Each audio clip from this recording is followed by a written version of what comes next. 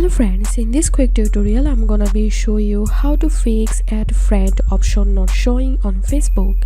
But before getting started this video, make sure to subscribe. How to 1 minute. So as we can see here, so open the Facebook profile. Here is no option to add friend, and here is only follow option. We can't send add friend request on this profile. Now let's see how to fix this. So click on this icon, settings and privacy, settings, and click on privacy and scroll down, and here you'll find this option who can send you friend request.